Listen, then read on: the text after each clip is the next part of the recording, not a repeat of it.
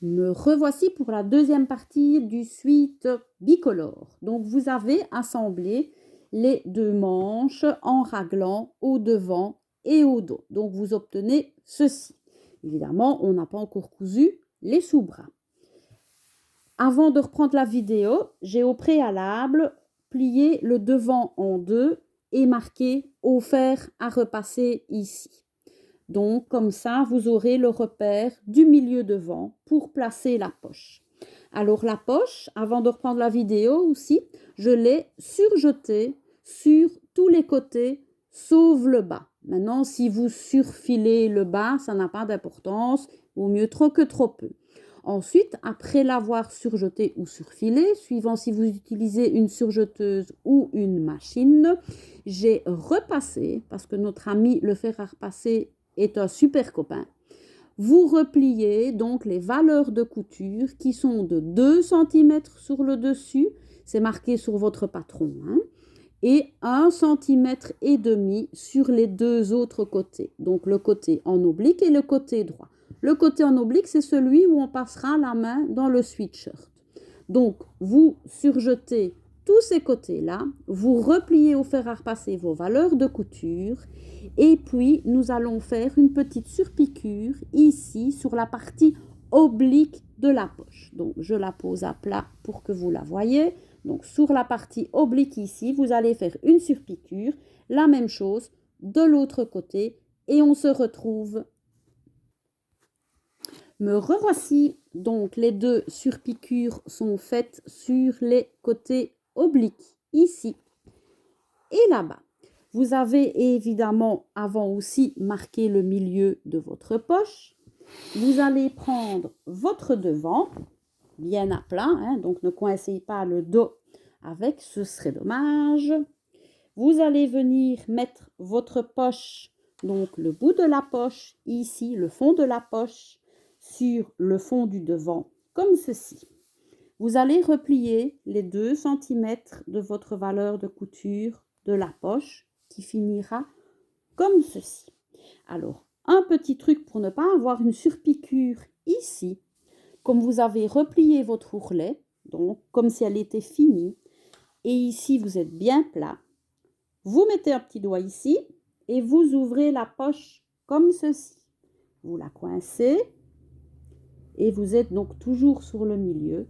Vous voyez votre ligne ici que vous avez marquée au fer à repasser. Et vous prenez vos épingles et vous épinglez pour pouvoir piquer le long de cette ligne-ci. Donc moi, je vais mettre 3 épingles, pardon. Voilà. Et je vais aller piquer cette ligne-ci. Et on se retrouve. Voilà.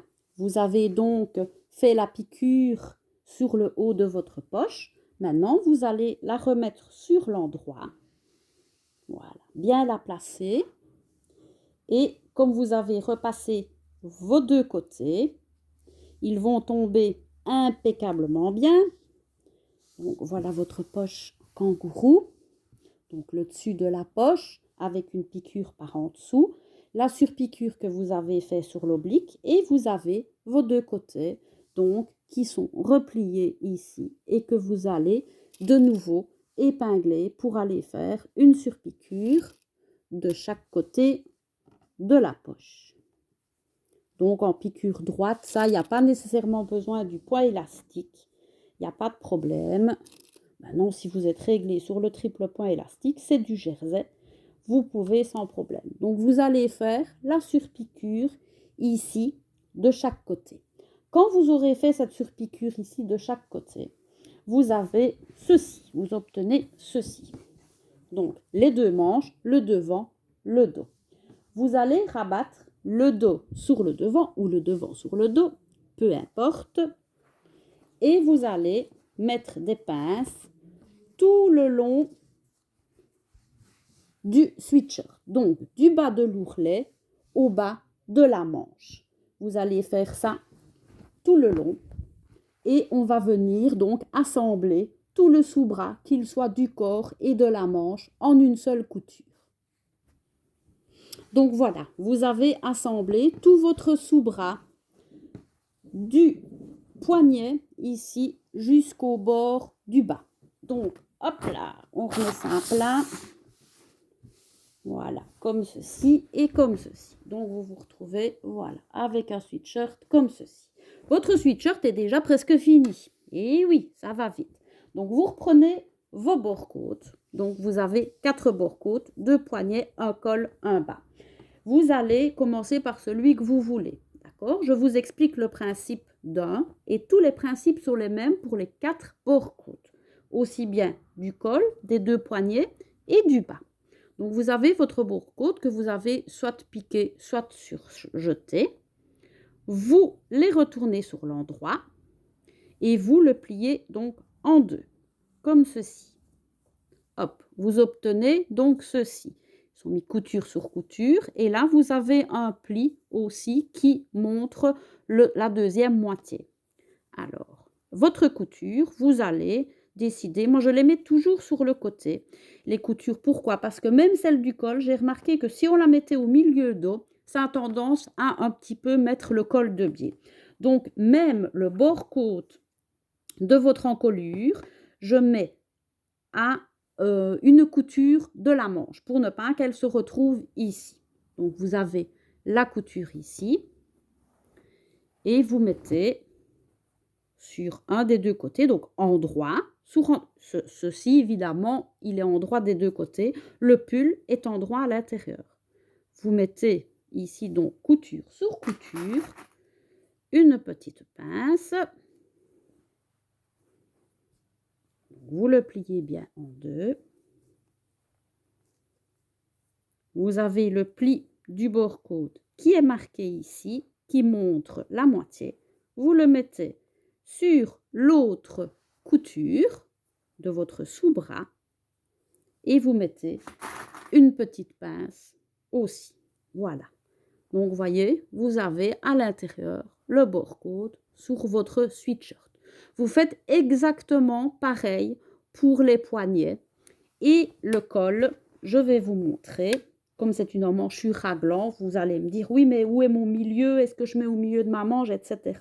Non, moi, je mets donc la couture du bord-côte du col à une emmanchure. Donc, le voilà.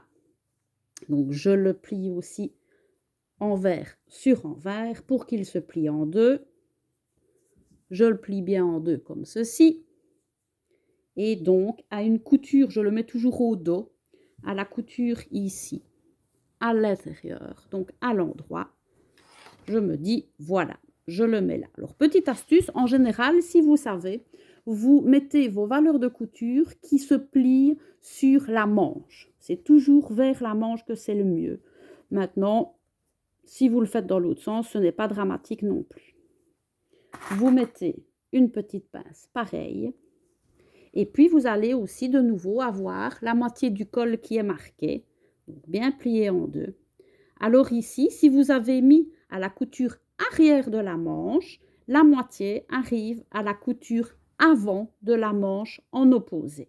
Comme ça, votre bord-côte sera équilibré parfaitement pour que quand on le tend, il soit proportionné de partout. J'ai le contre-jour, donc c'est un peu embêtant, mais vous le verrez mieux tout à l'heure quand il sera piqué. Donc, la moitié du bord-côte sur donc, le pli du bord-côte sur la couture de la manche avant, à l'opposé, de l'autre côté, la couture sur la couture de la manche arrière de la manche.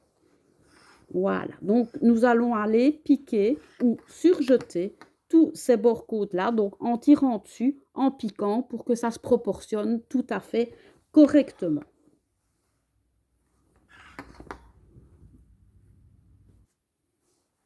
Voilà, donc vous avez assemblé tous les bords-côtes, donc comme ceci, en droit. On ne voit vraiment pas bien avec le contre-jour. Je vais essayer d'un peu changer le bazar. Je ne sais pas si par là c'est mieux. Voilà, c'est peut-être déjà un petit peu mieux. Donc, vous avez assemblé à la surjeteuse ou avec votre point zigzag ou votre point élastique tous les bords-côtes. Donc à l'envers, tout est assemblé. On va retourner le pull maintenant.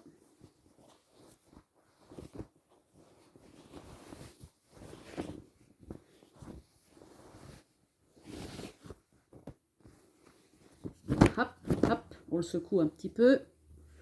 Voilà, donc nous avons notre pull. Je vais enlever le GSM pour vraiment vous montrer ça de plus près. Il n'est pas encore repassé et nous n'avons pas encore fait notre belle finition à la double aiguille si vous voulez avoir une finition de professionnel. Alors, je déplace ici donc